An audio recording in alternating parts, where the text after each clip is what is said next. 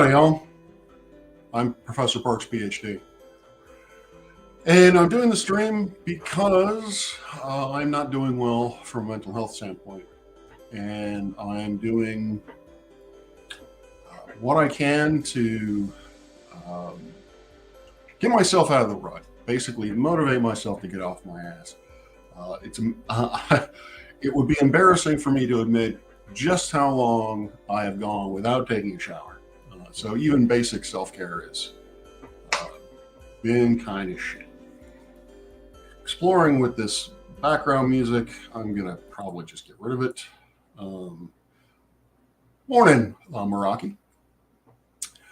And so yeah, I found that getting on stream and blabbing about bullshit, perks me up because I'm arrogant like that. I like hearing the sound of my own voice, and really, to be honest with you, it's more of I feel I can convince myself that I'm interacting with folks, particularly if I'm live and I have an audience. Thank you, Meraki, for being here.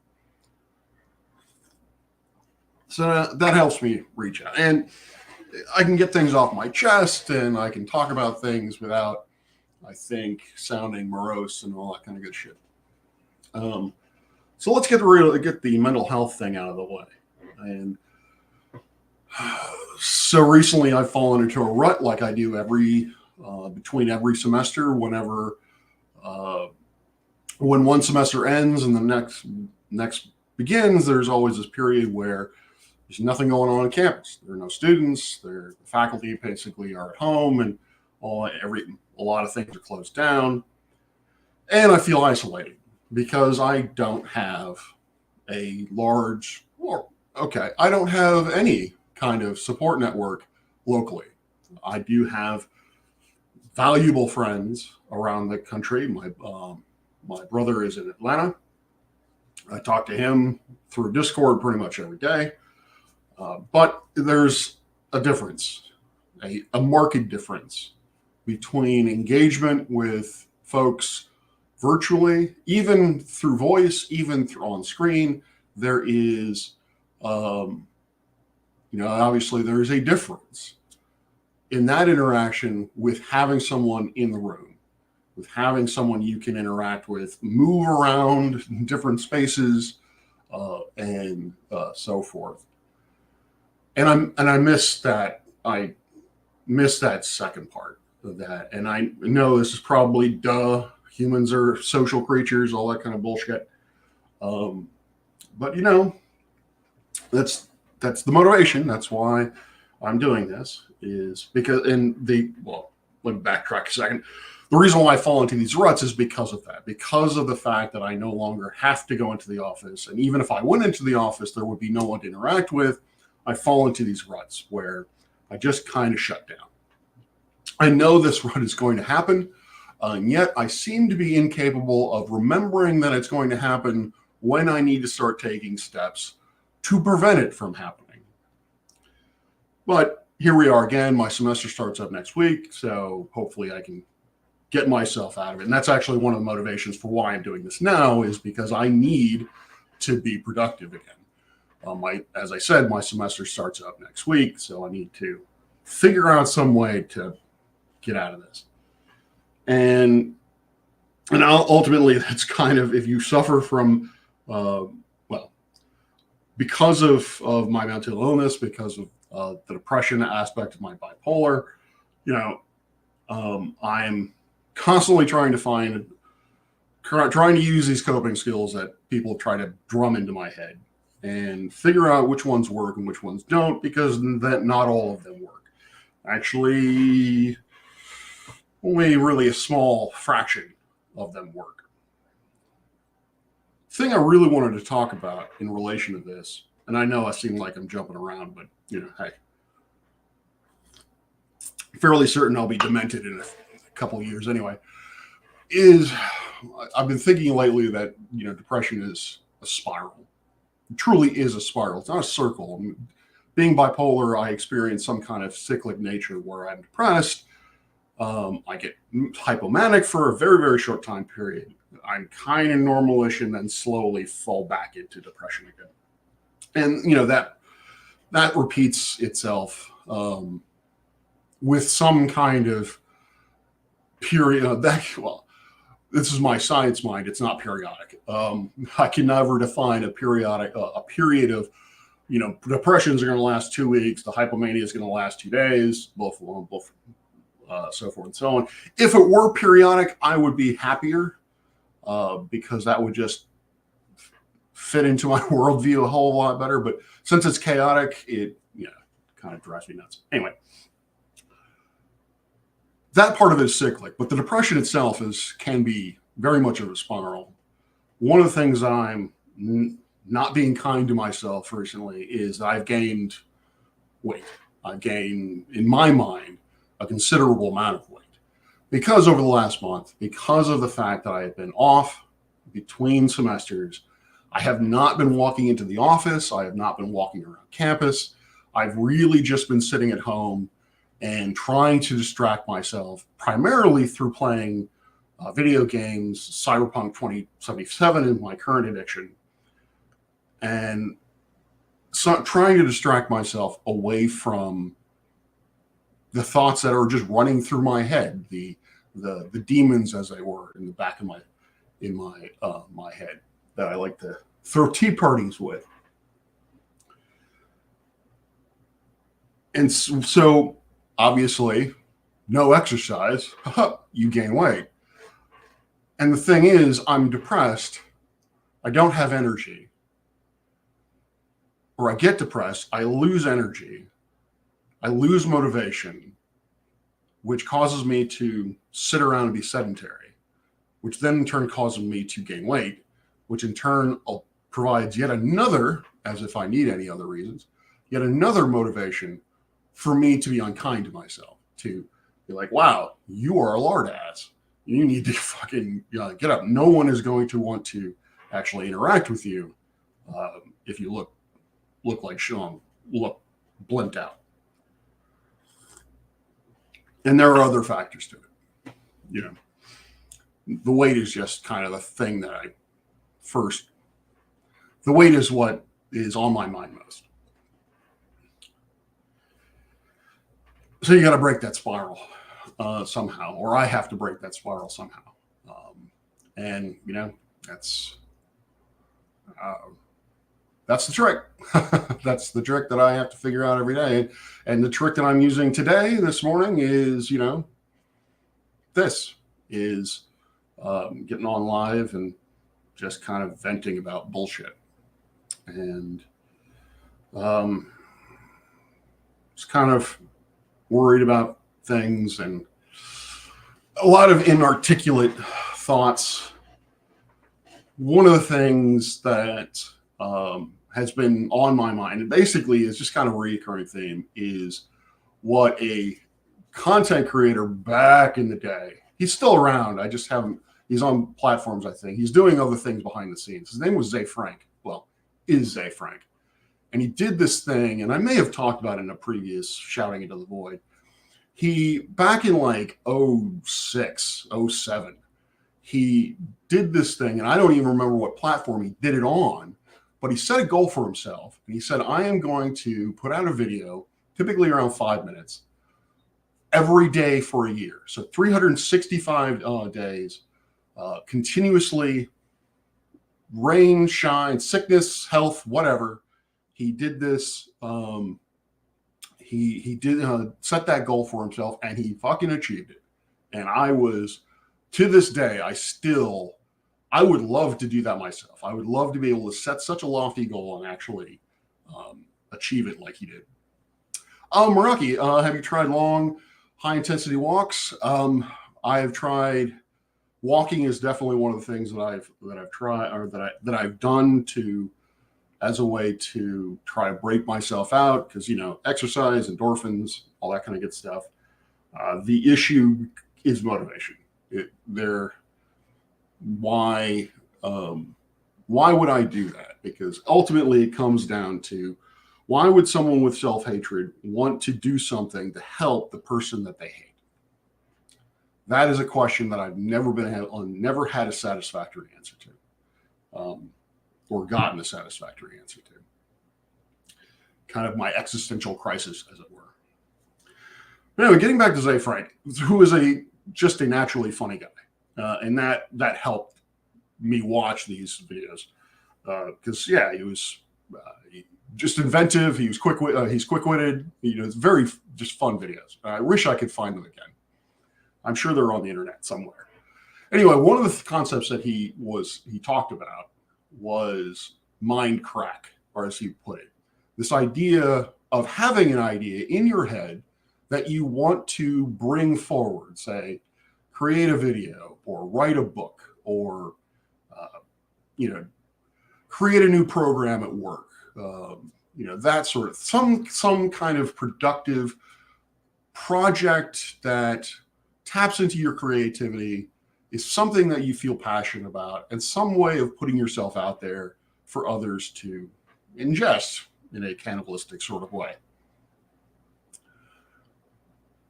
And he referred to in mind crack because it's an idea that reoccurs, something that you continually think about. You're like, all right, I'm going to do this. Is for example, to bring it to me, I'm going to do a series of videos on how do we find exoplanets, transit method, radial velocity method. And I think of things to add to them. I think about how I would do them. And in my head, they're fantastic. They are award-winning. People are going to remember them anyway. Nominate them for awards or what have you. Hence the crack part. You constantly think about it. Then it comes down to, and the reason why it's, I guess, crack, or my interpretation of it as being bad, is that they don't actually come to fruition because you prevent yourself from doing it. You prevent yourself from doing it because you realize that in your head, they are perfect. In your head, they are, in your head, they are perfect. And you realize that even if you have the best self-esteem on the planet, you realize that you're never going to reach that level of perfection in practice. Now, the difference comes in that some folks, obviously, can overcome that. They can effectively say, to hell with it. I'm going to put it out there. I know it's not going to be perfect, but fuck it, I'm going to do it anyway. My problem, and I have discussed this in terms of procrastination. My problem is if I know that it's not going to be perfect, my thinking then is sort of catastrophic in that not perfect to me is shit.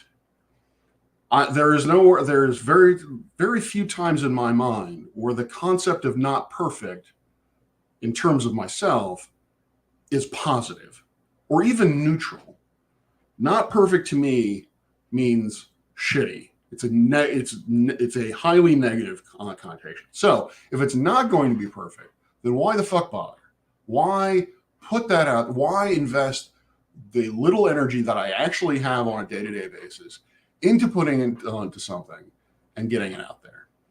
And then I start questioning myself about, why am I motivated to do these things? Am I motivated to do them because I actually love the work, or am I motivated to do them because I want the recognition, because I want the applause and the admiration and that sort of thing?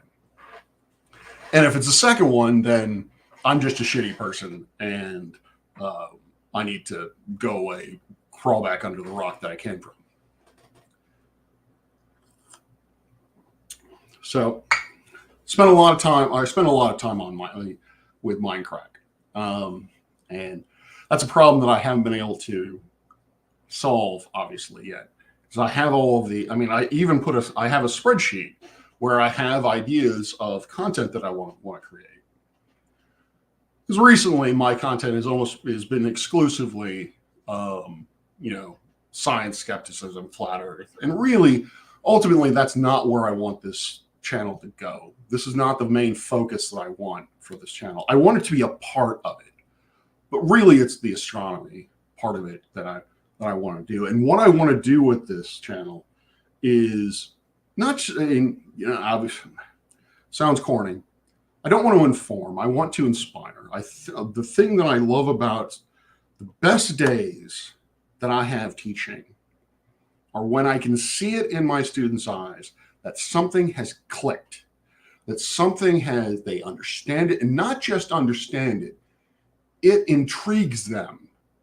It prompts them to think more.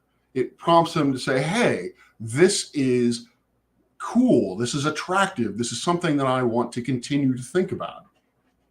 They are inspired in some small or large way. That's what I want with this channel. What I want is to make astronomy content that is inspirational.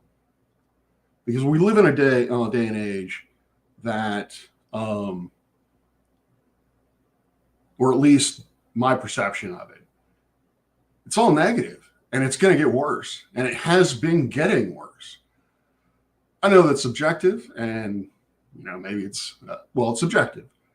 I very well could be wrong, but when I look at the upcoming presidential election, when I look at the polarization of politics within the United States, when I look at the war in Gaza, when I look at the culture wars that are happening in this country, and now those culture wars are really tapping into something that personally affects me, which is, how do we deal with academia? How do we deal with free speech within the realm of academia? Which I'll get to in a second, or in a bit. I don't have any answers. I just have, obviously, opinions, which, like assholes, stink. But there's just so much negativity and bullshit out there that I want to be able to cut through that and provide something inspirational, provide something that people can watch and actually get and once they're done, they have a positive outlook. Not just that they feel better, like, watching a good comedian, you feel better, you laugh it off, you feel better, and what have you. But I want to go kind of a step more in that it makes them feel better about life. Not just makes them uplifted in that their mood increases, but actually makes them feel better about the world that we live in. Lofty goal, which, again, I don't think I'm actually going to ever fucking achieve, but, and I keep saying that I want to achieve it, but never actually doing it. All right, now it's backsliding. How about a daily comic, sort of like the Far Side, dealing with topics like mental health, astronomy, etc. I don't know quite what you mean by a daily comic. Even by Larson's standards, I cannot draw. And I don't think of myself as overly humorous. I don't think I have very much of a wit. So, certainly not Larson's wit, but I think I get what you're meaning. And honestly, I think that might be what I'm going to do is the next thing I'm going to try is I'm just going to start throwing shit at the wall, seeing what sticks, just so that I can get into a pattern of consistency. Because that's really what I think the main hurdling or stumbling block that I have now is that I cannot or have not been able to get a momentum going. I have not been able to, howdy Judy, and howdy to Dr. Toboggan. I've not been able to get a good flow. And I think even it might mean that I just have to put out content, even if the content is crappy. Like I have nothing to say and I just get on and just blab about nothing, just to have content out there, just so that I can, just so that making content is now part of my daily routine. Because I've said it before, I want this as a second job and I haven't been taking it seriously. So there you go. I'm able to recognize the absurd. Yeah, I kind of had an absurdist conversation lately, which is also which was the last thing posted. So check it out. Anyway, so mental health, all that kind of good shit. Status of the channel. Hey, so what is the issue that I want to rant about today, or this morning? And that issue is diversity versus meritocracy. So you know, I worry about, there's those doom and gloomer, or there's doom and gloomers that are, say that YouTube's going to strike this if I say certain words. And so, but fuck it. I don't care. I'm going to talk as plainly as I want about how I feel about how the struggle or the war in Gaza is affecting academia. And I want to, my intention is not to offend anyone. My intention is not to take sides. I think that anyone who kills children for any reason, and I know this is a hot take, I think that anyone who kills children as part in the achieving of their cause needs to reevaluate whether or not their cause is actually just. No matter who does it. Killing kids is bad, okay? It just is. There's really no nuance to that. Sorry. The problem comes into, we've had we've had protests on campus, but more concerning to me is that big name donors are now withdrawing their support from institutions, admittedly private institutions, who require these endowments. They do not get any state money or federal money, that need these foundation or endowments in order to function at the levels that they're functioning at, or at least theoretically. We can get into the conversation of whether or not a university properly uses the money that it has is a completely different topic, and I think is also something that needs to be talked about, because I think that universities often waste a lot of the money that they get, but that's neither here nor there. Under the assumption that they are using the money equitably, pulling money because of what you perceive to be a problem is a problem. And I know that might seem, so again, just to speak plainly, a number of donors from Harvard, Penn, Cornell, I think, maybe Stanford, I don't know, a few others, some high-level Ivy League institutions. MIT now is facing something similar to this. People have been pulling their support because of perceived bias, because they perceive the university is not acting enough to quell anti-Semitism. That gets into another conversation that I honestly want to have with someone who is knowledgeable on the subject of what exactly is and is not anti-Semitism. To give you an example, I read an article on the Anti-Defamation League website. At this point, I don't even really remember what the specific thing was about, but they labeled it as this is addressing anti-Semitism. And the entire article was addressed about critiques of Israel, which brings into my mind, the right-hand side of the right-leaning side of my brain's like, wait. Are we saying that you cannot criticize Israel without being labeled anti-Semitic? That seems kind of bullshit to me.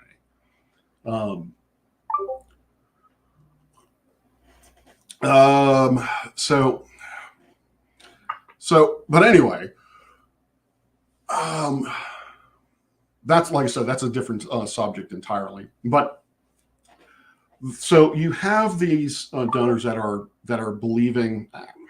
Sorry, I'm getting notifications. You have these donors pulling because of what they perceive to be a bias, and that is a question in and upon itself. What is the obviously these are free Americans. They can donate to whomever they want to, and we can debate as to whether or not their arguments are, or their concerns are justified, or are they truly biased. But what has happened as a result of this, and yes, Meraki, I'm fully aware of that. That gets in. I may actually touch on that later. What is happening is now presidents are being criticized. University presidents are being criticized and are being pressured to resign. I don't remember when this was, but sometime within the last 10 years, there was this wave of women being hired on as university presidents. Claudia Gay, the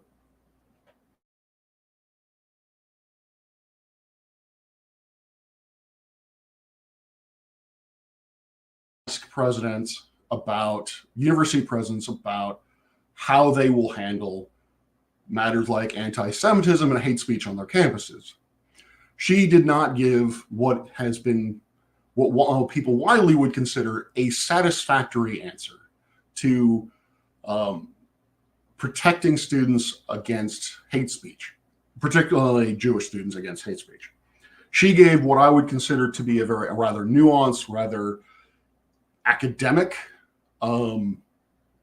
answer, which I believe is correct. I fully endorse what she said, but the problem was the starting point. There were things that needed to be said prior to that she didn't say for reasons. Maybe she didn't feel that she had enough time, or maybe she is so much of an academic that she just kind of assumed this stuff over here was assumed, such as, if you have people who are advocating violence against students, that's bad and is not acceptable as free speech.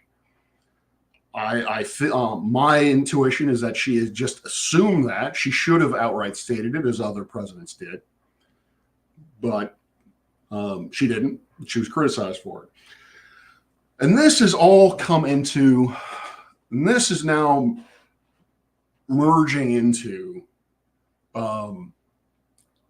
this idea of diversity versus meritocracy. Because again, a lot of these presidents are women. And because they are women, or people, and people of color in the context of Dr. Gay, people are looking like, why did they get their jobs in the first place? Well, since obviously they fucked up this situation in terms of the anti-Semitism question, obviously this means that they are not capable of doing their jobs. So obviously they are diversity hires, and they need to be critiqued they need to be looked over with a magnifying glass. We need to find any reason for why this person should not have a job, because they're a diversity hire, and diversity hires are bad because we want a meritocracy.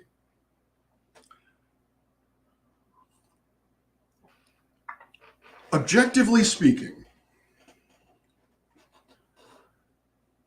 if I were to look at two systems and say, do I want a system where I have professionals who are put in positions of authority, who are the best at that particular profession? Or do I want a set of professionals that is equally demonstrative of the current demographics of my country? So if there's 13% of Black people in my country, then all professionals, 13% of them need to be Black, just because that represents what we see on the ground. 51% of all professions should be women. That is mandated, what people would call quotas. If I had those two systems, do I want a system where the professionals, the people who are leading the way, the people who are making the decisions, who are innovating, who are making laws, so forth, do I want them to be the best at what they do, or do I want them to be representative of the people in my country? Which one is a priority to me?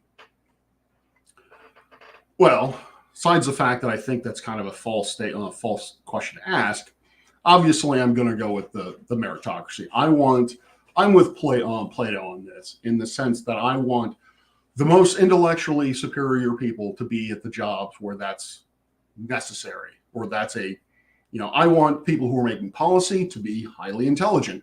I want people who are innovative to be the ones that are the most intelligent. I want the best people for the job, period. Doesn't matter what they are. Doesn't matter what they look like. Doesn't matter what their sexual orientation is, gender orientation. It doesn't matter what they are. Great. That's awesome. That is, yay. That is the most non-prejudiced thing you could possibly have. It is based on simply equal. It is simply based on merit. What you can actually do, not something that is ingrained into your biology or what have you. Great. That is an incredibly naive thing to think about, or incredibly naive way of viewing the world, in my opinion. The idea of a meritocracy existing in reality is the same one. I think of it in the same way as communism, in the Marxist communism as laid out in the Communist Manifesto. It's great on paper. Looks fantastic. Will it work? No, of course it won't, because it ignores several key points of human nature. It ignores several key points of not just human nature, but also the actualities of the world. Now, what I mean by this is, Georg, howdy, Georg. What I mean by this is, well, let me back up for a second. What do we truly want? I had a postdoc advisor, and we talked, and we would have discussions about this, because he was a hardline meritocracy. He was hardline. He did not believe in diversity initiatives. He did not believe that looking at things such as skin color or other factors of identity should be looked at all. It needed to be a blind study, essentially. What we needed to see is person one, these are their accomplishments. That's what he believed in. That is how things should have been, hires. In this context, it was about faculty hires. We were in the process of hiring faculty, and so we had this discussion. And he was like, the candidates should be faceless. You should just look at their accomplishments. I'm like, great, that's fantastic. However, the underlying assumption there is that, well, again, backing off, what he wants, what we both agreed on, is that what we want is a plurality of thought. What we want diversity in is modes of thinking, because that's ultimately what drives innovation. That's ultimately in all sectors. That is what makes progress, is plurality of thought. Because if you have too many people thinking the same way, if they run into a problem that one person can't solve, if they think the same way, then none of them can solve it. But if you have a large group of people who think in many different ways, the chances of them coming up with a solution are greater. I'd say that's fairly common sense. And so what you want is a plurality of thought. But how do you get there? How do you get that plurality of thought? Well, that comes from life experience. That comes from how you were raised. That comes from where you were raised, whether or not you were raised in an urban environment, whether or not you were raised in a rural environment, highly religious, highly not religious, things of that nature. And unfortunately, a lot of those things are tied to biological identity. That's just how reality works. Most blacks in this country, most minorities in this country, well, most blacks, I won't say minorities because that's not true, I think, for the Asians. But most blacks are impoverished. Their annual salary, if you look at the median salary of African Americans versus white Caucasians, their median salary is lower. And if I am wrong, which I am very much open to, I would very much like to be shown that I'm wrong. But that is my understanding. That is one example of how it is that the starting line is not the same, because a meritocracy depends on the assumption that everyone, the path to success is just as viable to everyone within a statistical significance. That no one group, no one person has a better probability of reaching their full potential than anyone else. And unfortunately, that is not true in this country. If you live in a poor environment, you do not have the resources for a robust education. And if you do not have a robust education, then you cannot reach your full potential. Brilliant people, people who are going to innovate, these are not just naturally gifted people that would have succeeded in any environment. Some of them may be, but I can guarantee that a lot of them, if they were put into a harsher environment where they did not have the access to resources, if they did not have the access to business contacts, to networking, things that are vital within the business sector, they did not have those, would they have succeeded as much as they did in their current lives? I would think that I tend to think not. The paths toward success are not the same, are not equally as easy or as difficult. People of certain in a certain demographic have it much easier than people in other demographics. So it is unfair to judge one group versus another, or it is unfair not to take that into consideration. It's not fair to take into consideration that this person has achieved this level of success and has faced this amount of hardship in order to do so, whereas this person has achieved this amount of success and really hasn't faced a lot of diversity. Because what that tells you is that this person over here is resilient. This person has an emotional and physical resiliency that allows them to see challenges and tackle them without giving up. This person over here may very well be as equally resilient, but we don't know because they haven't faced the same kinds of challenges that this other person. And resiliency is just one of I think many factors as to what makes someone good at their job. It's not just simply intelligence. I've met some very, very just brains the size of planets professors who suck at teaching.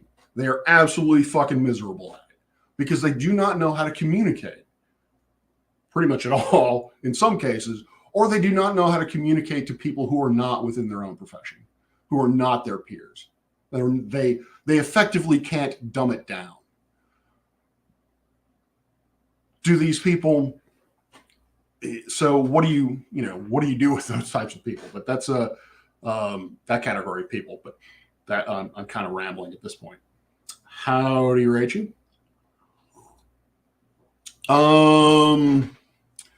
Look at the comments. Say you made your company ask me to come for a job interview. I think it was because they could tick off 3 diversity boxes. And I'm not saying that diversity initiatives are perfect. And yes, I do believe, I thought that affirmative action, or I think that affirmative action is problematic because from my understanding, and again, I could be wrong, it sets caps. It basically says you need to have X amount of African Americans in your program every year. One part of me says that's racist. That you are because of the slot that you are giving to, that you may have to give to an African American, that could go to someone else of any other ethnicity. So then that part of my mind says, that's a racist process, and racism is bad. Okay. The other aspect of this is that I don't trust the institutions to judge people fairly and holistically. I don't trust them to look at all candidates and not say, you know what, I'm going to choose a whole bunch of white ones and not too many brown ones. Because we're all human. We're all biased. So the idea that there is some kind of objective standard by which people get admitted to college, people get hired, is ludicrous. There is no way for humanity to have any kind of true objective benchmarks. We can come close, we can come up with rubrics, we can come up with guidelines to help mitigate our own personal biases, but ultimately it comes down to that. And that is where I think affirmative action comes in, is that affirmative action was meant to be one of those guidelines to curb what's the word I'm looking for? Bias. Now, you might come and say, well, aren't you saying that all white people are racist? No, I'm not saying that.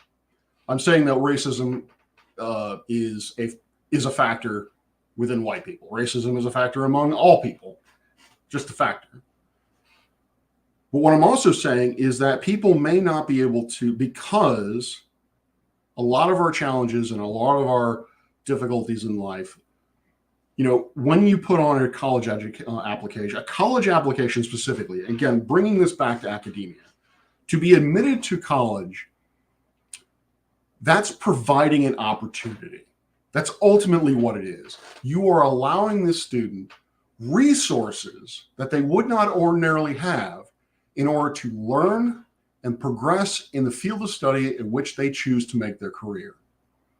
That's ultimately what this is that universities provide opportunity for resources, both material and personnel, time, so forth. So the idea is, if you look at candidates from high school and you just simply look at them from their academic record, then you may be, in my opinion, you are missing crucial aspects of it. I mean, again, they have extracurriculars, which again, extracurriculars, you have to have the extracurricular activity in existence in order for you to do it. Not all places have equal opportunities to go build a house or feed the homeless or what have you. So access to extracurricular activities needs to be taken into account. The fact that someone does not have a lot of extracurriculars might not be because they are just lazy or not socially active. It might be because they just can't do it. In the sense that even if they are opportunities, they may be too expensive to participate in. They don't have the transportation because their household is a one-car family and that both parents work. Numerous things that can contribute to this idea. So again, there needs to be some way of holistically appraising students to provide them with this opportunity. Now,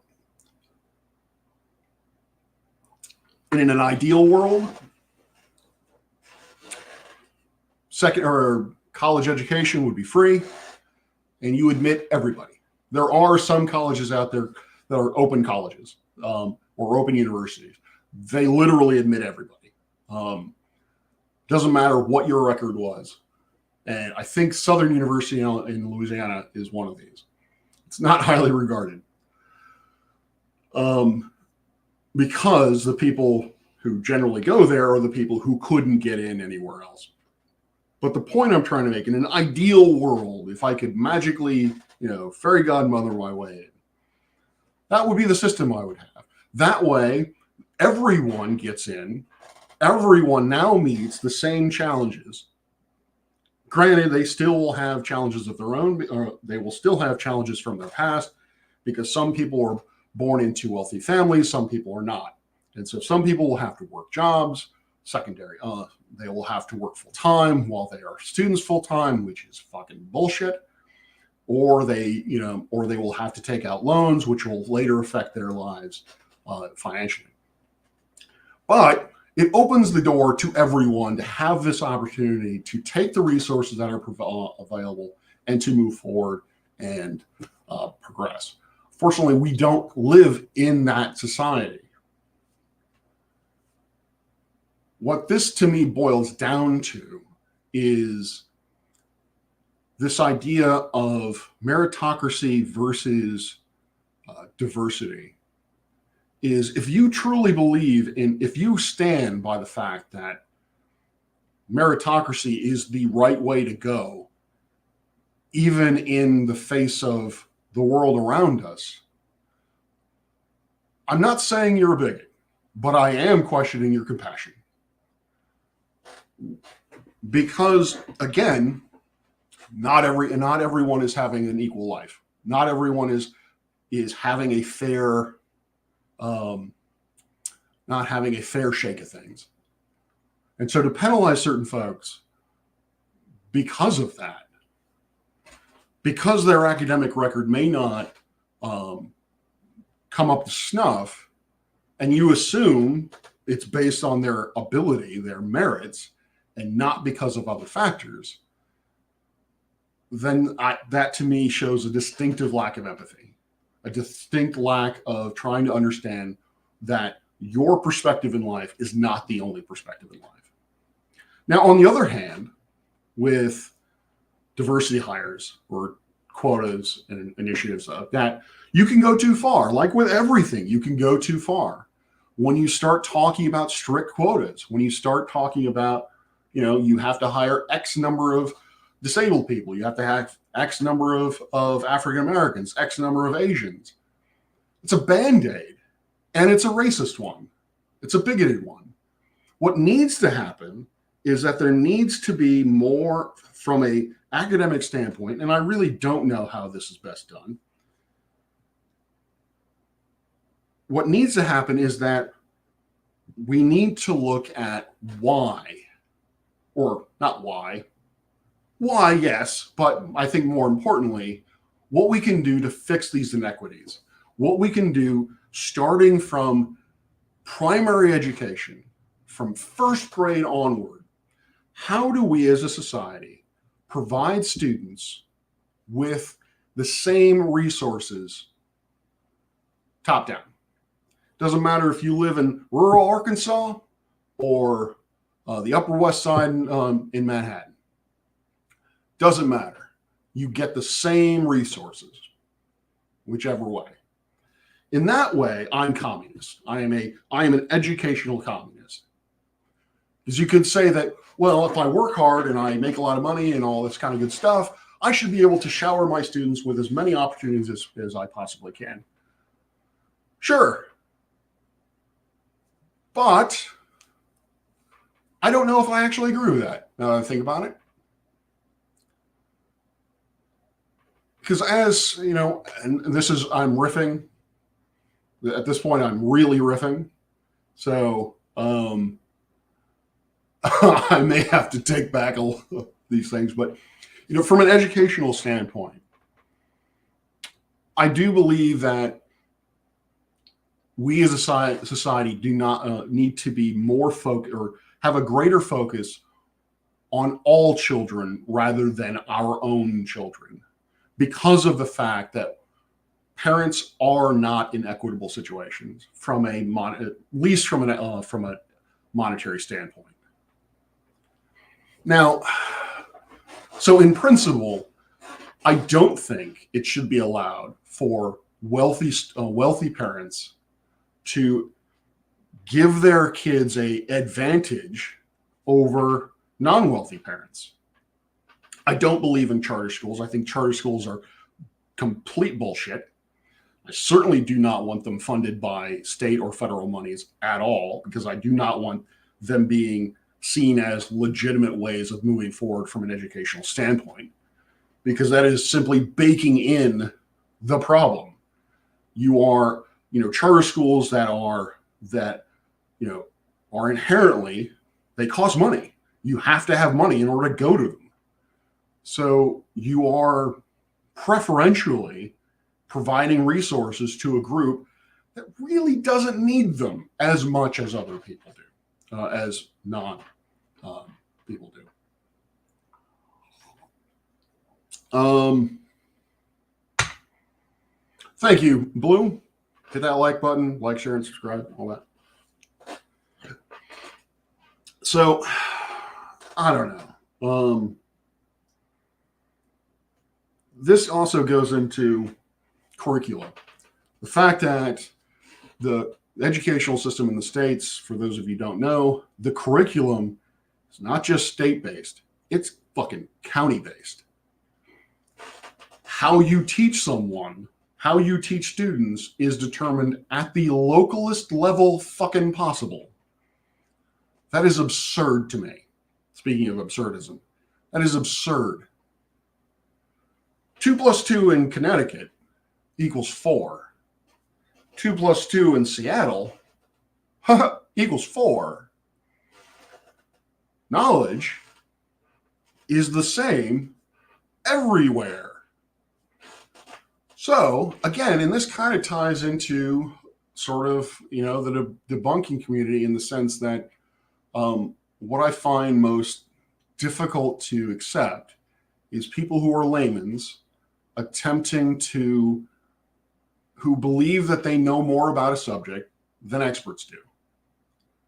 And so my way of thinking is that from an educational standpoint, we need educators setting what gets taught, not lobbyists, not parents, not legislatures, professionals, people who have expertise in these subject matter. So when it comes to the idea of should we teach creationism with evolution as a science topic? No. Am I saying that creationism cannot be taught in high school? No, I'm not saying that. What I'm saying is that creationism cannot be taught in a biology class in a high school. You can have a class on creationism. Go nuts for those cronuts. But sure as shit, don't call it biology. Because current thought is that it's not creationism.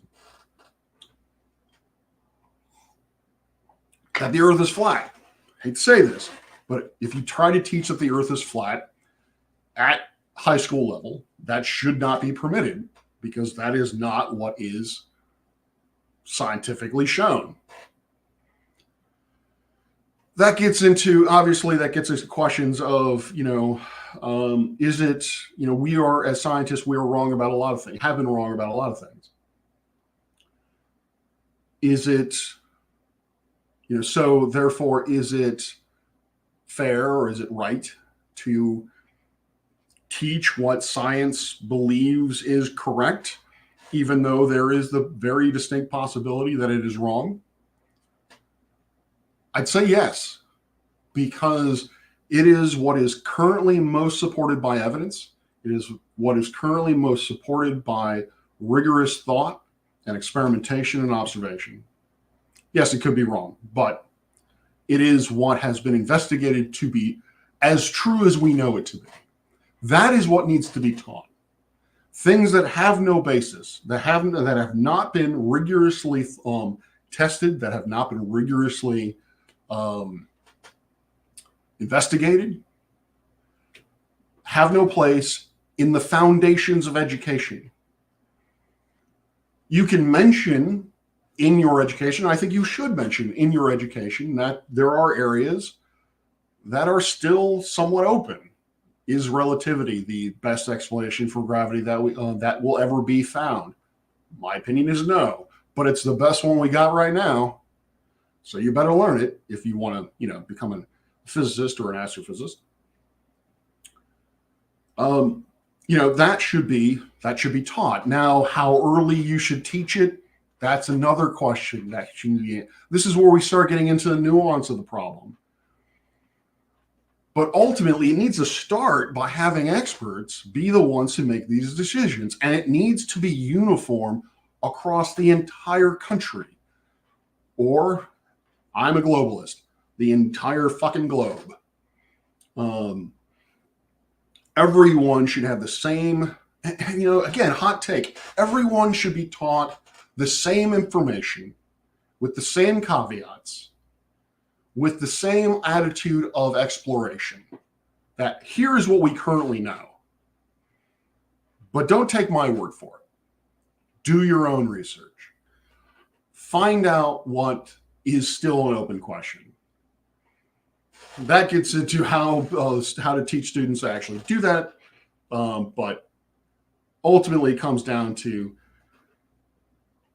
diversity and inclusion, the diversity and meritocracy argument comes down to we need to look deeper and have more nuanced conversations about what it is to succeed, or how do people succeed in this world, and or at least how again, globally speaking, how do people succeed in this on this planet, and how can we level the playing fields for everyone involved? How can we, obviously it's never going to be perfect, but at least we can mitigate the effects and do so in a manner that is not a band-aid theory, that is not just, hey, we need to have X amount of people here, we have X amount of people over there.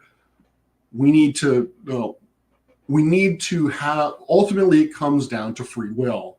It comes down to having people be able to proceed or be able to progress as far as they want themselves to progress, not because of some external factor limiting them, be it bigotry or economic impoverishment or what have you, or any other factor, any other external factor. People need to be able to reach their own potential by their own choice. Again, I know, hot take.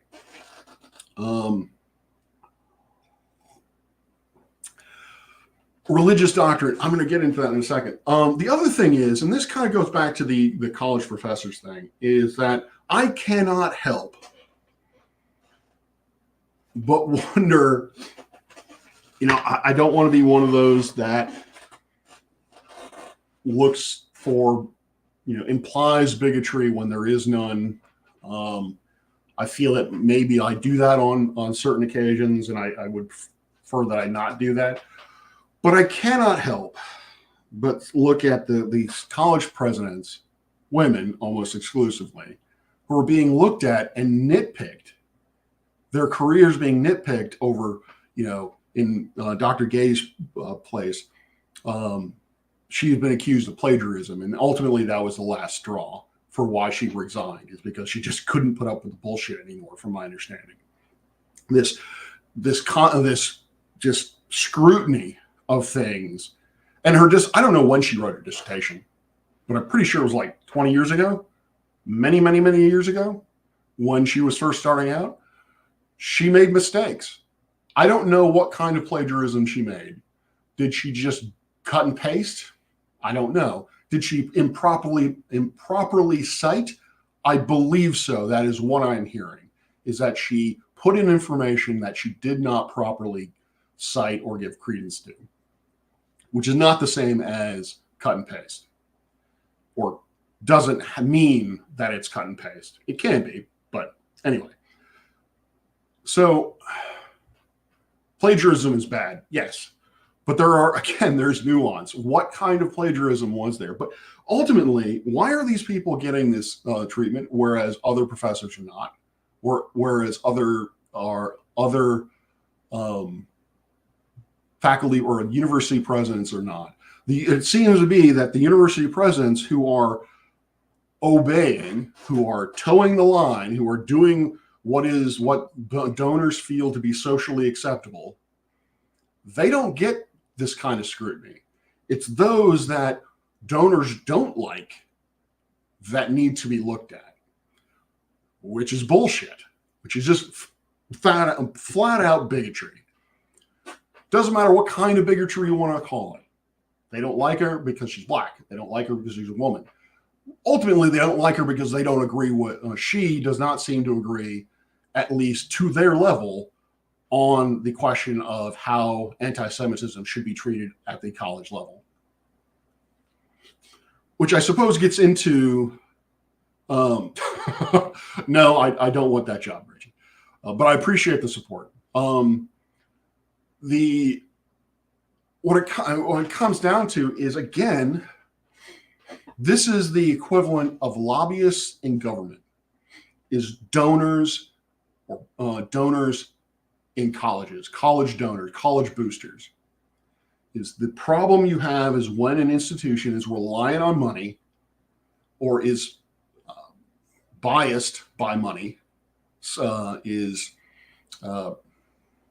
swayed by money to believe one thing over another, or preferentially do something over another, not because it's the best thing to do, but because it is where the money is. You are appeasing someone in order to get that, that fat green stack. That bothers the fuck out of me. And I have not, obviously I've had lots of conversations about whether or not lobbyists should be in government. Again, in the States, I don't know how lobbyists work in other countries, but here in good old America, we have big oil. We have, we used to have big tobacco. We had companies that are actively trying to protect companies whose bottom line is not healthy to the lives of the common people. With climate change, petroleum companies, they really need to change their business model. Tobacco companies, smoking causes cancer, things of that nature. But they don't want to actually be held accountable for the damages they're causing. Not saying they're evil people. All I'm saying is they are legitimately causing damage to human beings, and they don't want to be held accountable for it. So they buy off lobbying. They buy off politicians, so they aren't held accountable to it. But on the other hand, so the inclination, the knee-jerk reaction is, fuck lobbyists, just don't have them. Well, there are actual places, or there are actual situations where you do need lobbyists. You need lobbyists who are going to speak up for the unrepresented. You need lobbyists to speak African Americans or poor people or things of that nature. You need lobbyists who represent people who are actively being harmed. So the idea of this sweeping statement of get rid of all lobbyists, fuck them, is again nuance. It will, by doing that, you're throwing out the baby with the bathwater. You are because initially, at least in my mind, or a lobbyist should be there to speak for people who cannot speak for themselves. That's their job. That's why they're there. But that's not what they are. That's not what they are entirely. There are corporate lobbyists who are voicing the concerns of a company whose motivations are financial rather than moral. When it comes to donors, Citizens United, oh yes, corporations are people.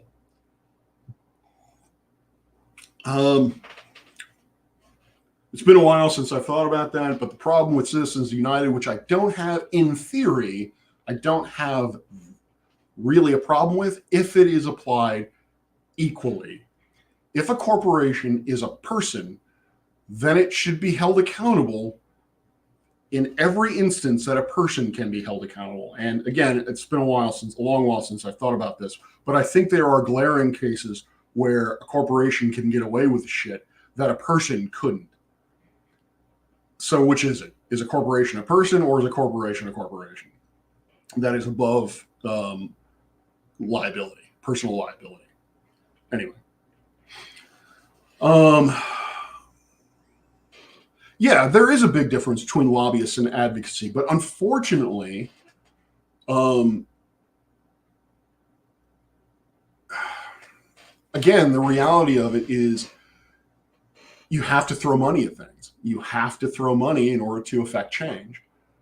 That's my pessimistic view of it, of things, is that you're not going to get someone's attention unless you throw money at the problem. And that turns an advocate into a lobbyist. Is a lobbyist, in my naive opinion, my astronomer, not political scientist opinion, a lobbyist is someone who can voice their concerns through the power of their checkbook, whereas an advocate simply has their voice. That's all they have. They cannot. That is the only thing. That is the only tool in their arsenal or the main tool in their arsenal to dissuade, to convince, to enact change. Whereas a lobbyist has money in addition to their voice to do so. And sadly, I think money trumps voice pretty much every day of the week. When it comes to academia, boosters, donors, it's a different scenario, obviously, because the donors aren't advocating for anybody. The donors they have their own worldview, they have their own moral and ethical codes, and they are giving money to their alma mater, presumably because they appreciate everything that their alma mater did, and they believe in the ethical and moral institutions upheld by that institution. And so they are funding something that they believe in. It's basically, well, it is a donation. It's, the same way that I give to advocacy groups when I donate. Same idea is I believe in your cause. I'm going to give you money so that you can, as I've stated, money does better talking than words. I speak good. Go forward. And so that's what these donors are doing. I guess to me, ultimately, the problem with this situation is, and maybe it isn't that big of a problem. I don't know. I don't know how well Harvard is doing, Penn is doing off the top of my head with these huge donors leaving. Is that I don't know how that is affecting these institutions. So again, the conversation I think that needs to be had, that I need to think about more is, it is similar to that idea of whether or not a child can give money to their own children without considering the needs of other people's children first, or in consideration. So, a donor is going to give billions of dollars or millions of dollars or even billions of dollars to an institution, whereas one particular institution like Harvard, which you could arguably state doesn't really need it, not nearly as much as, say, Louisiana State University. Other institutions around the country that are serving a different kind of population. Is it fair? Is that a moral thing, an ethical thing to do? A moral thing to do, an ethical thing to do. Allow that to happen. So again, I guess my inner socialist is popping out in that I question I'm siding with no. I'm siding with that is not a moral or ethical thing to be allowed, is for donors to have so much, to be able to make such a huge contribution to a single institution at the sake of others, because those contributions, that instills a power dynamic. The donor now has a certain power over the person, the donee, because there's always that threat that they will pull their money. They will pull off, because if it happens long enough, if you're getting that money, if you've been getting $10 billion, I don't know, that's probably inflated, but whatever, let's say $1 billion, that's probably closer to what Harvard's endowment is. You get $1 billion or the equivalent thereof over the last 20 years, that gets baked into your finances. That gets baked into how you do business. So when someone can pull that money or a significant fraction, that's going to hurt that institution in one way or another. That's going to hurt that institution. So there is a power imbalance that is implied through such a powerful donation, because you have an institution that is heavily reliant on a select few, which allows that select few power to do shit like place pressure to get rid of presidents. And that trickles down.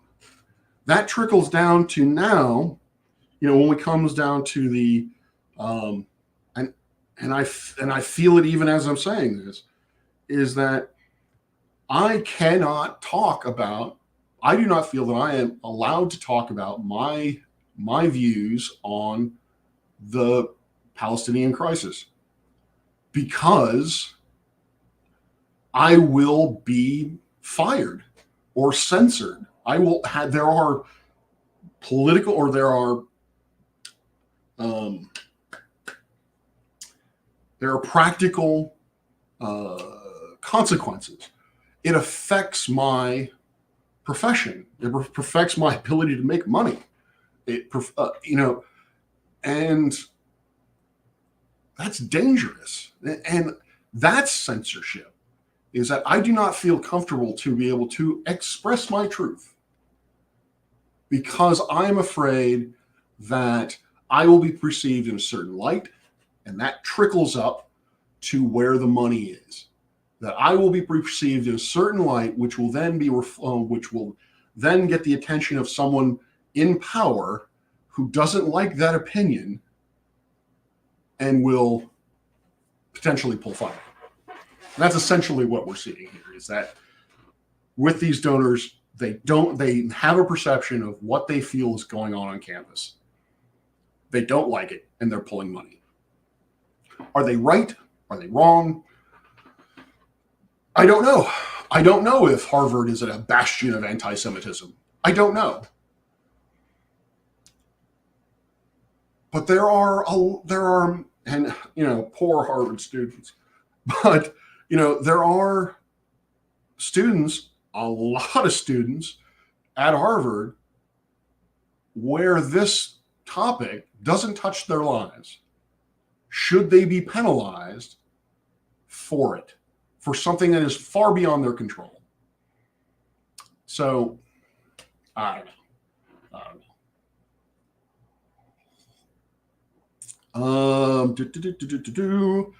Howdy, Billywood. I've been sitting at a cafe eating an omelet and sweeping leaves up in my dad's garden. I could have been listening to this. I don't know. Omelet sounds pretty good right now. Isn't the political power of big money donors more of an issue at elite schools? Yes, it is. It's more of an issue because, and I wouldn't say elite schools. What I would say is private schools. Because there are a number of private schools that would not be considered elite, as it were. These would be primarily like Hillsdale, from my understanding, whatever school Jerry Falwell built, basically religious universities. But they face the same problems. They're the same existential crisis, is that they have donors that have certain worldviews, and if you don't agree, if you don't behave in a situation that they believe to be correct, then they have the power to pull funding and really wreck your day. For state schools like George Mason, we do get state funding.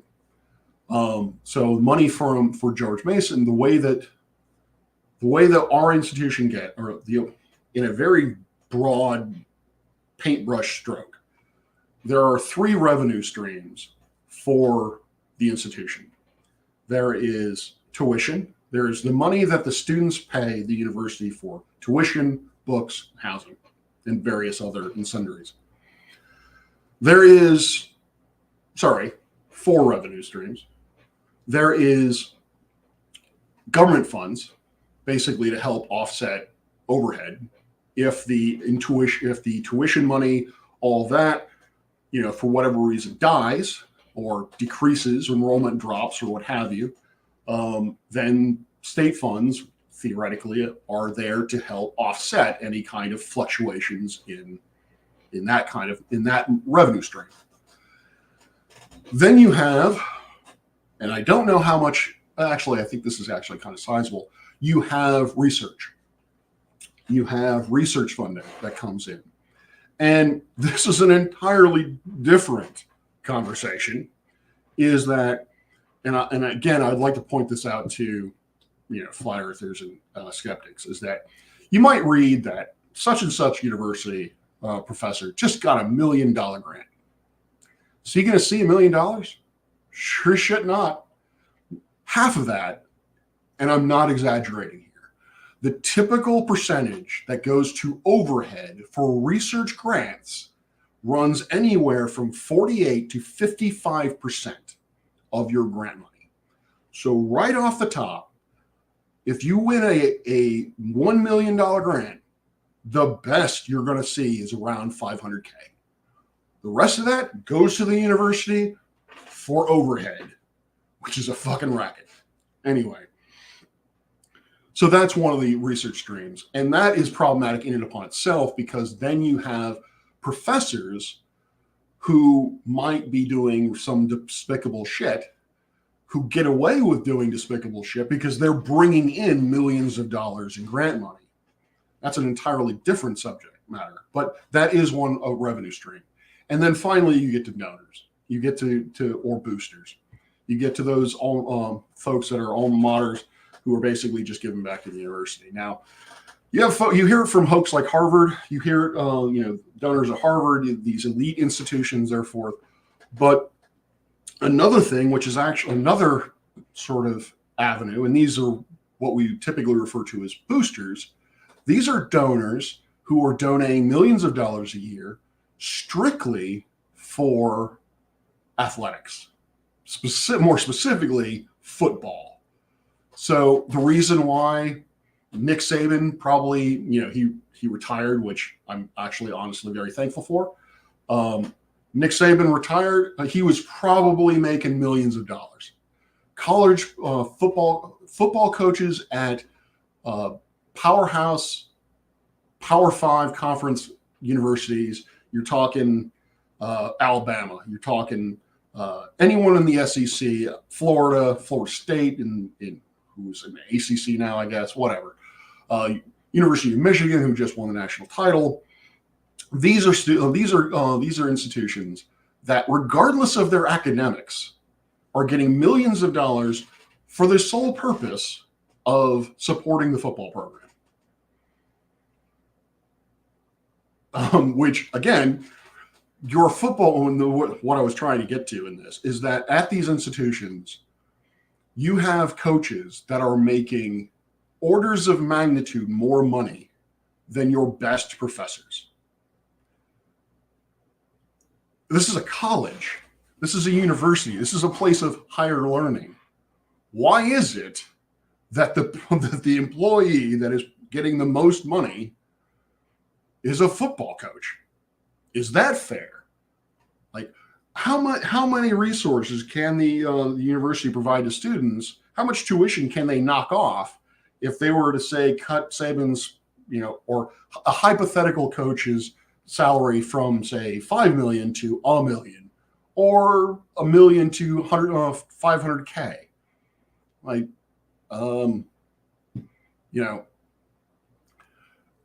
you get into that argument with it. So those are essentially and so they have a certain power as well, is because, again, if, a booster doesn't like, for example, Black Lives Matter or some other, they think the university is too woke, they can withhold funding for the athletic program, which, while I have been criticizing it, athletics does affect the university in that, when you have, again, for those of you who are not in the States, how good a football team does weigh into a lot of students' opinions as to where they want to go.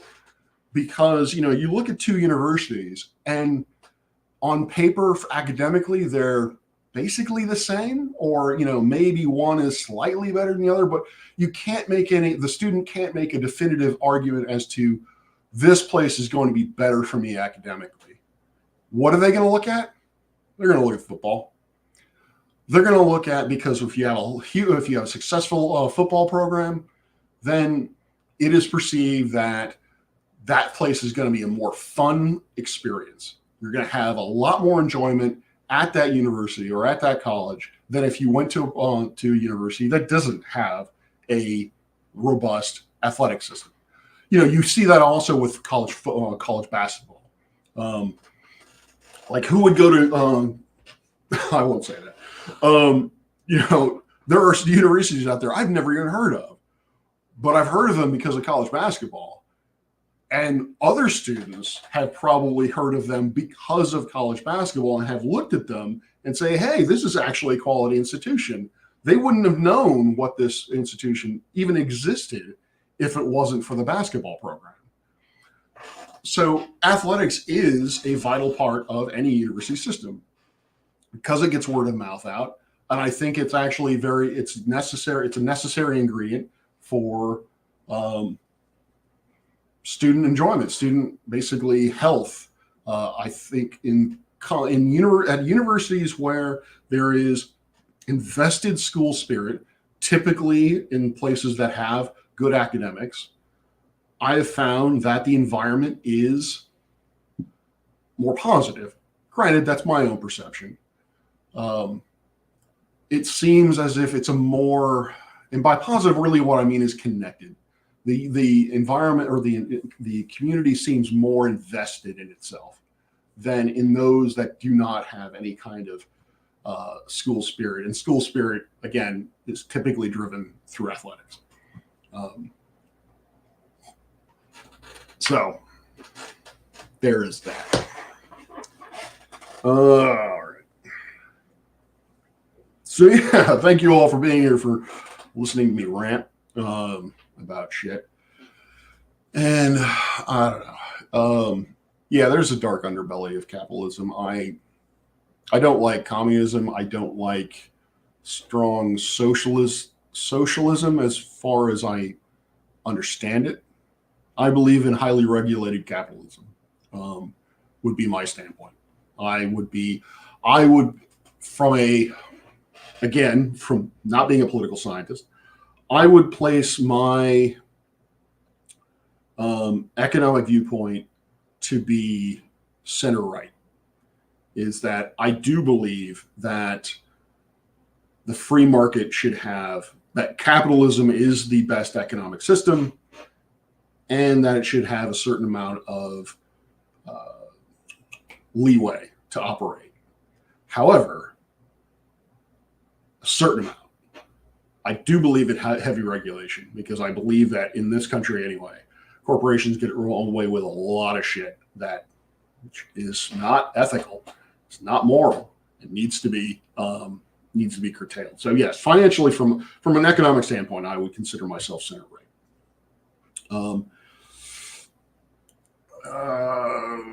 Yeah. Socially, obviously, I'm left, very left, socially. Maybe not very left, definitely left. I'm not progressive. I would not consider myself to be progressive in that sense. It should be taught alongside other ancient religions. Howdy, Al Trucker. What should be taught alongside other ancient religions? I didn't want to, but I want to help my university. I didn't go to the big engineering school in state. I think my school should be better ranked. Yeah. And, I donate to George Mason. Specifically, I donate to the observatory because it is something I'm passionate in. I believe, obviously I am biased, I believe in our message. I believe in what we are trying to do. I wrote our mission statement, so obviously I believe in it. And therefore I want to put my money where my mouth is. I want to invest in the program in order to help have it succeed.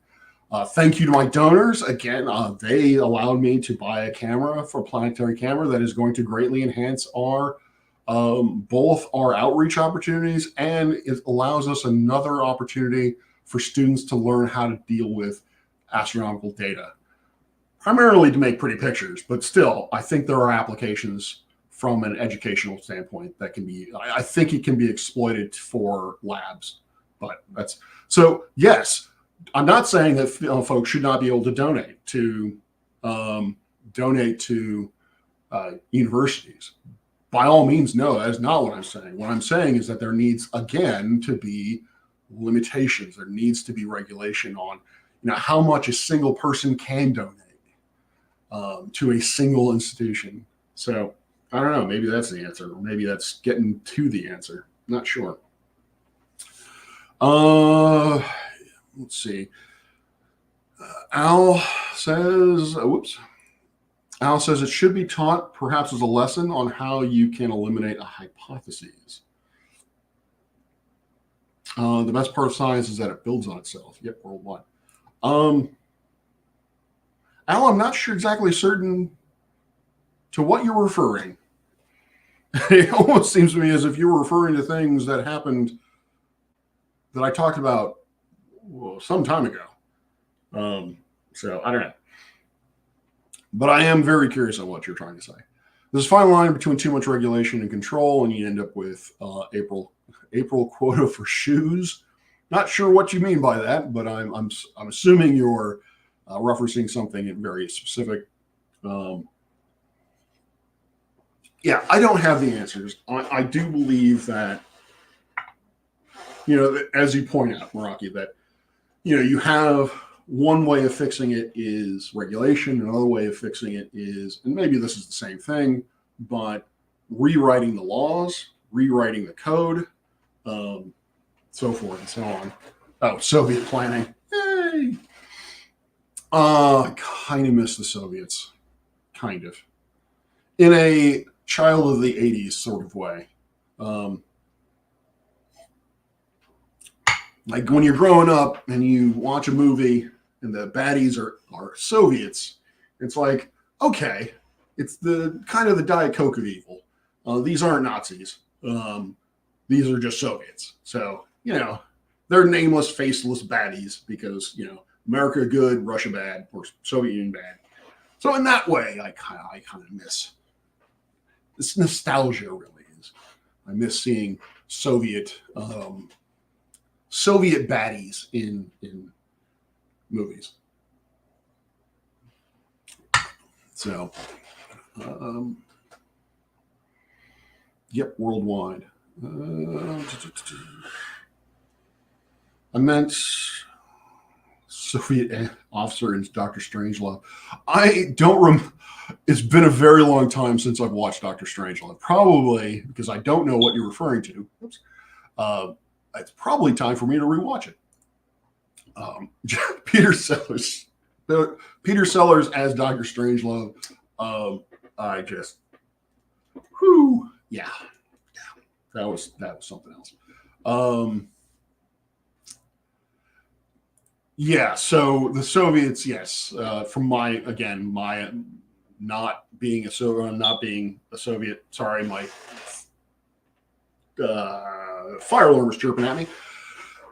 Not being from the Soviet Union, and everything I know about the Soviet, or most everything I know about the Soviet Union, it's from movies. My understanding is that, it was very, very heavily regulated, and that you can regulate too much, because if you regulate too much, then you are, then I believe the chances of hampering innovation go up significantly. And pardon me for a moment, I am going to kill the chirping. So, talk amongst yourselves. I'll be back in a second.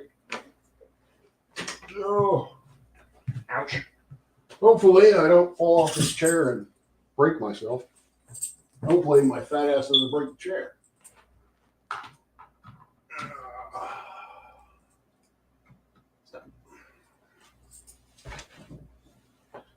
Hey, my fat ass didn't break the chair. I missed the time in sci-fi when solar systems had aliens on every planet. Yeah. True. I just stop it. If this thing, as an aside, I think of Farscape. What I liked about Farscape was because it was partnered with the Jim Henson workshop, you got a lot of humanoid aliens, and that's what I miss. Or that's what I would like to have seen in the future.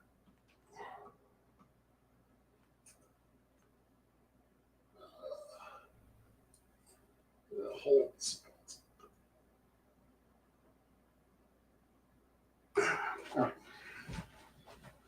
Hopefully that solves the chirping problem. Oh, no, that didn't really solve the chirping problem. Rachel, yeah, all right. I like sci-fi because it allows for the exploration of themes that you can't explore in, I think, in traditional literature. So, that's going to drive me nuts. Hopefully, it's not detracting. Anyway, yeah, I think sci-fi is a genre that allows for exploration of moral and ethical ideals more so than any other genre. I think you have the author has a lot more flexibility to create scenarios in which, you can ask questions about. I don't like the ending of this book. This book is problematic, but as an example, the moon is a harsh mistress, where it's a Heinlein novel that talks about you have a colony of loonies. I think they're the loonies. You have a colony of lunar inhabitants, and they have existed long enough that their society is now no longer the same as on anything on Earth. It's more communal. I believe there's open marriage or what have you. It's been a while, but it is significantly different from anything on the Earth. And so, it comes down to how much will one society you have one society that was built by another, but there is so much time has passed that there is an evolution between the two, such that their ideals aren't reconcilable anymore. And so, how do you handle that situation? So things like that, I think things of those types of questions you can answer. You can those types of questions you can play around with in sci-fi more so than any other kind of genre. Do you like sci-fi? Yes, I like. Oddly enough, I have a weird. I've read a lot more sci-fi than I have fantasy, but I actually like fantasy more than I like sci-fi. And I think the problem is that what I found with sci-fi writers is that they are far too derivative. I don't have a problem with things being derivative. I think it's just going to happen. You're just going. You can't avoid it. You're going to have inspiration from something. And depending on how far you lean into that inspiration, it's going to be somewhat derivative. But, and that was why I was so excited about Song of Ice and Fire, is that Martin put out a compelling story that was in no way fucking Tolkien. I am sick of the Tolkien tropes over and over and over again. So the problem I have with fantasy is that it's derivative to the point that every story is basically the same as every other story, whereas sci-fi is a lot more open. But I like the idea of magic. I like the idea of different races. I don't know. Something about fantasy draws my interest more than sci-fi does. Sci-fi is something that allows imagination, creativity to join up with science. Yes, I would agree with that as well. And I think that sci-fi, particularly Star Trek, is the thing that always comes to mind, is that sci-fi can inspire actual science, science fact. It can drive how we want to approach a certain problem. Your only experience with sci-fi is a Connecticut Yankee in King Arthur's Court. Wow. Yeah, I guess that's sci-fi. I have to say that I am a big fan of Twain's commentary, but not his books. I really don't care for his writing. Um, but yeah, wow, that's weird. I have heard a lot of people. I've heard some folks who have a single instance of how they were introduced to, or sci-fi. This is the only sci-fi that I've experienced, or this is the only fantasy I've experienced. That's new. I would not have pegged that as being a possibility. And yeah, sci-fi allows us to look at scenarios that would be considered impossible. Do I like C.S. Lewis? Yes and no. So I did not like Narnia. I've tried to read a couple of the Narnia books. I've tried to read The Lion, the Witch, and the Wardrobe a couple of different times, and I've tried to read Magician's Apprentice because it's chronologically it is the prequel, I guess. I just don't like his fantasy. I just don't like his writing style in that regard. The Screw Tape Letters, on the other hand, is fantastic. I love the Screw Tape Letters. So yeah, I would say with C.S. Lewis, do I have any? Do I have anything else? Lewis is Mere Christianity his? I read a theological work by Lewis that I liked. I think it's called Mere Christianity. I think. Yep. Oh, sorry, cat. Yeah, Mere Christianity. This was good.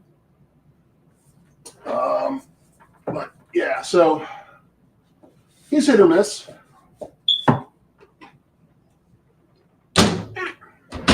I don't like Tolkien at all. I think Tolkien is a great idea man. His world, the themes that he has, those are fantastic. But his writing is so miserably dull. Oh my God, I cannot stand Tolkien. I would rather read my history book on Western civilization than Tolkien. Asimov and Vonnegut. Asimov is hit or miss with me. I liked Caves of Steel to the point that I want to find time to read the rest of the robot series. I can't. Foundation, same thing with Tolkien. It's thoroughly boring. The concepts themselves are great. I love the idea of psychohistory. I love the idea of looking at a galactic empire, but it's not compelling. It's just boring. It's just kind of like a recitation of facts. And Art, thank you. Hope you enjoyed it. Vonnegut, I've only read one Vonnegut, and it soured me so much that I refuse to read anything else, and that is Slaughterhouse-Five. Slaughterhouse-Five is so up its own ass that I literally wanted to find Mr. Vonnegut and kick him in the balls because I had to read in high school. Now, this is not a situation where I'm like, I hate it because I have to read it. No, it's a situation because it's generally up its own ass. No, this was college. I had to read this for college. It's generally up its own ass, and I still had to read it. Larry Niven. It's been a long time since I read Niven. And yes, from my memory, I do like Niven. No. My policy with books is that I do not take loans because if I'm going to read a book, I must own it. I must have it. A physical paper copy. I also don't read books on Kindle or any other kind of media library. It's strange. It's a weird quirk that I have. I cannot explain it, and I don't care. It's one of the things that I like. I like having physical copies of the book. One of the reasons is I can look at the book, and I can, from just looking at the book, I can remember what it felt like to read the book. In some cases, more so than the actual book itself, I can remember the emotions I felt in the situation that I felt while I was reading it. And that comes to me from looking at the physical book itself. If I don't have that, then I don't have that remembrance, and I think that I'm missing out on it. So, Breakfast of Champions.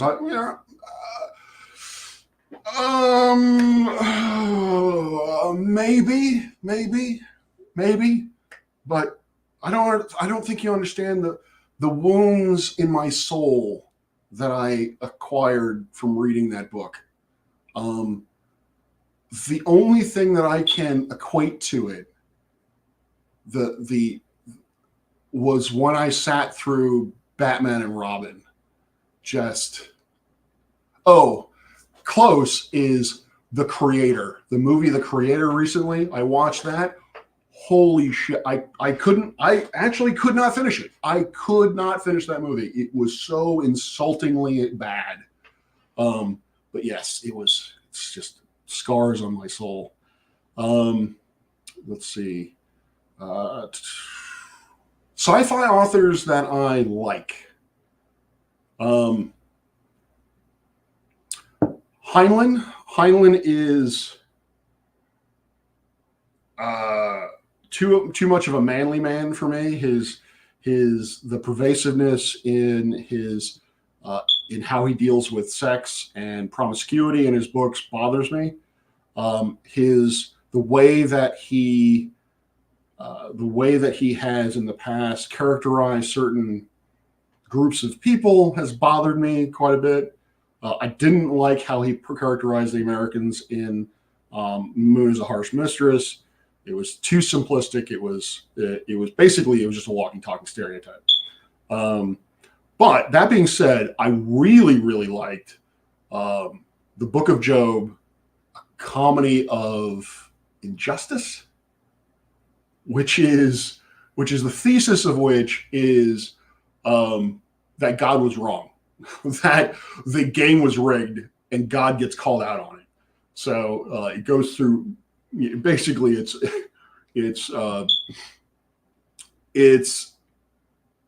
dude named Job, who happens to be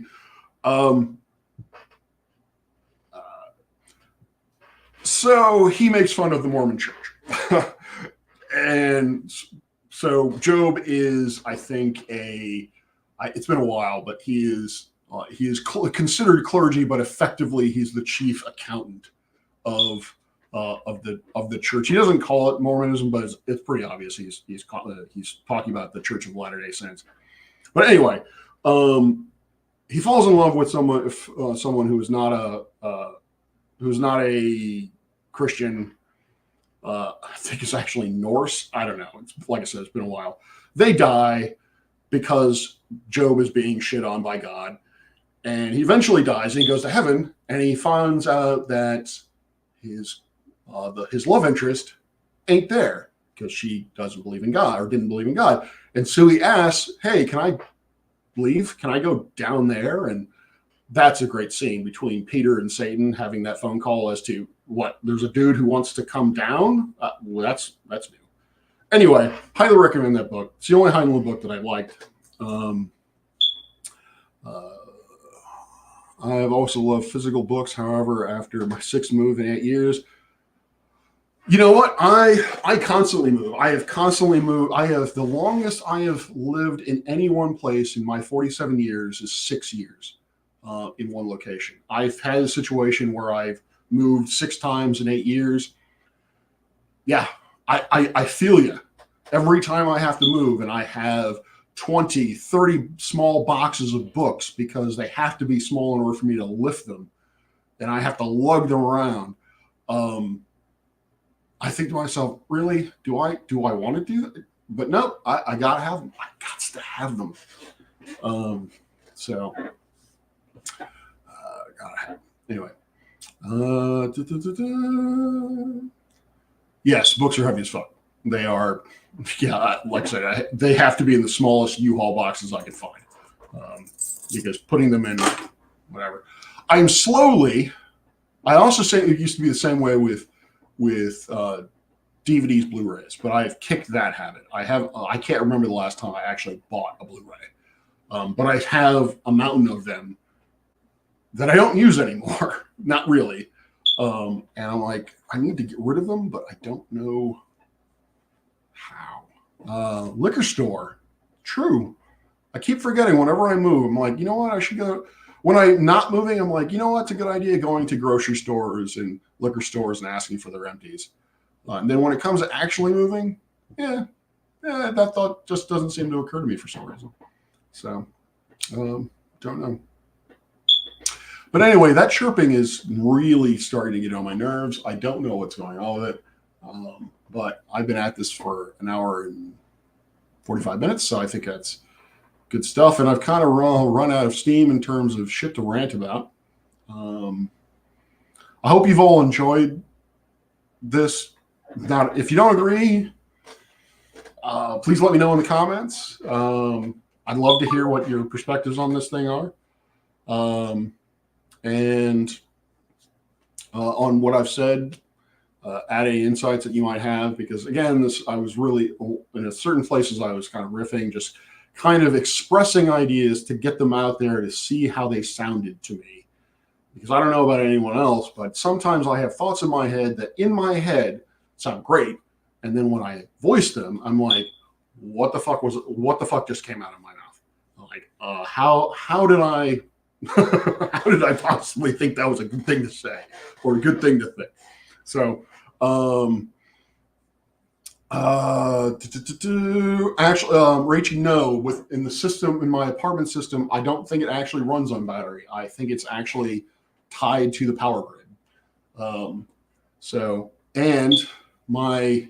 the thing that I'm worried about is this is the first apartment that I've lived in that actually has a sprinkler system.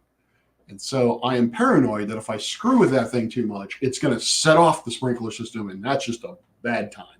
That would just not be pleasant in any way whatsoever.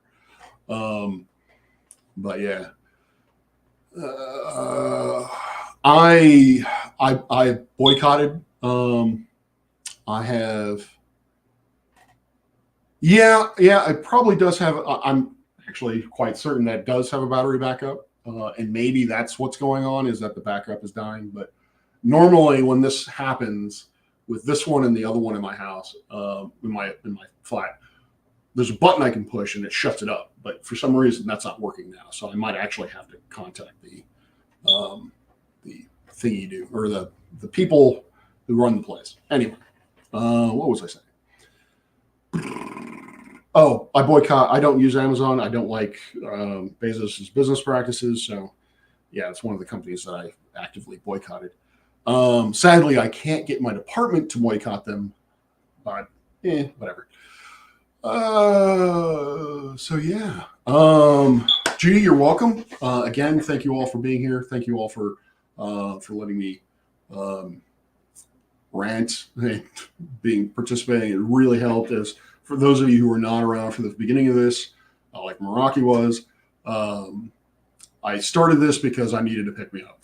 My mental health was spiraling, and I needed something to kick me in the ass and get me going. And so I said, what the hell? I might as well stream, voice some things that were weighing on me, and see if I could interact with some folks that I like.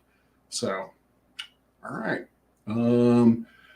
Yeah, like I said, now what I'm probably I really don't want to, but I'm probably gonna have to call meetings. So, with that being said, I am Professor Parks, PhD. I make content on astronomy, science skepticism, and mental health. If you like what you've seen and want to see more of it, please hit the like, share, and subscribe buttons. Hit that notification for notifications of new videos, because I do not post regularly. I do not post periodically. I post whenever else that I can actually post, whenever I have the energy and motivation to do so. So hitting that notification bell is really important. Anyway, if you could consider being a financial supporter of my channel, please become a Patreon. It's been scrolling on the screen. I have right now. I have 3 lovely patrons who have 2 of which, one is very new. Thank you, Norm, for becoming a patron. But the other 2, Dora and Judy, have through their assistance, I've been able to support our student club, and more specifically and more recently, I've been able to buy a camera to upgrade our planetary camera. And I'm now starting to actually post patron exclusive videos for my Patreon. Yes. Thank you. I do feel better. So with that all being said, I will play the outro, and hopefully this time it's been corrected. And I will wish you all a good day. Clear skies. Peace out.